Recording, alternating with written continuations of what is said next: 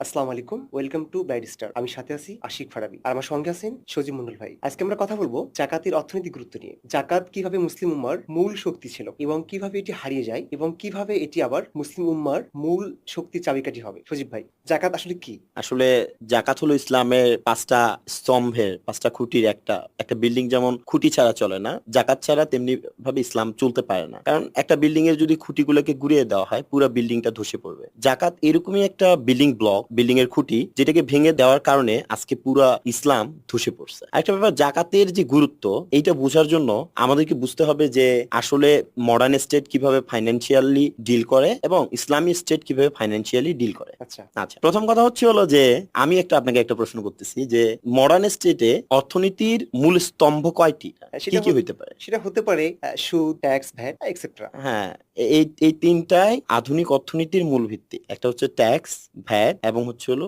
রিবা বা সুদ। ট্যাক্সেশন একটা স্টেটের জন্য খুব মারাত্মক একটা খারাপ জিনিস। কেন মারাত্মক খারাপ জিনিস? কারণ এতে পণ্যদ্রব্যের দাম বেড়ে যায়। মানুষের ক্রয় ক্ষমতার ঊর্ধ্বে যখন পণ্যদ্রব্যের দাম চলে যায় তখন সাধারণ মানুষ আসলেই তার পারচেস করতে পারে না। ফলে কি করে যে তারা তাদের প্রকৃত সম্পদগুলোকে বিক্রি করতে থাকে। সে ফর এক্সাম্পল তাদের যে জমি, স্বর্ণ, এই প্রকৃত সম্পদগুলো তারা বিক্রি করতে বাধ্য হয়। ফলে তারা আস্তে আস্তে নিঃস্ব হয়। পক্ষান্তরে ধনীরা পুঁজিবাদী অর্থনীতিতে আরো বেশি ধনী হতে থাকে, গরিবরা নিঃস্ব থেকে নিঃস্ব হইতে থাকে। এটা হচ্ছে ট্যাক্সেশনের মূল সমস্যা। এখন ট্যাক্সেশনের ব্যাপারে আরো কিছু বলা যেতে পারে যে ট্যাক্সেশন যখন আরোপ করা হয়, ট্যাক্সেশনের পরিমাণটা এতই বেশি যেটা সবার উপরে আরোপ করা হয়, গরিব ধনী সবার উপরে আরোপ করা হয়। ট্যাক্সেশন আরোপ করার ফলে পণ্যদ্রব্যের যখন দাম বেড়ে যায়, এইটা আসলে বিক্রেতার জন্য সমস্যা, ক্রেতার জন্য সমস্যা, সবার জন্যই সমস্যা। কেমনি সমস্যা? যে বিক্রেতা যখন বেড়ে যায় তখন বিক্রেতা আর আগের মতো আর বিক্রি করতে পারে না।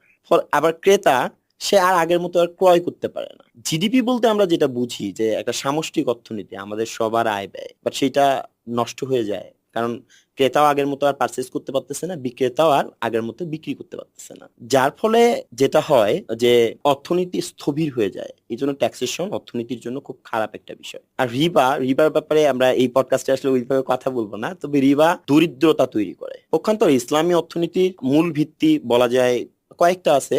তার মধ্যে গুরুত্বপূর্ণ হচ্ছে হলো জাকাত, জিজিয়া, গনিমত, খারাজ, ওসর, এগুলাই। আচ্ছা আচ্ছা, জাকাত কিভাবে তাহলে সাম্যতা রক্ষা করে আর কি? আচ্ছা, এই প্রশ্নটা এমন হইতে পারে যে জাকাত আসলে কেন ভালো? ট্যাক্সেশনে কি সমস্যা? জাকাত কেন ভালো? ট্যাক্সেশন থাকলে সমস্যা কোথায়? এখন একটা অ্যান্সার হইতে পারে যে এটা আল্লাহ চুজ করছে, আল্লাহ নির্ধারিত অর্থনৈতিক ব্যবস্থা। এটা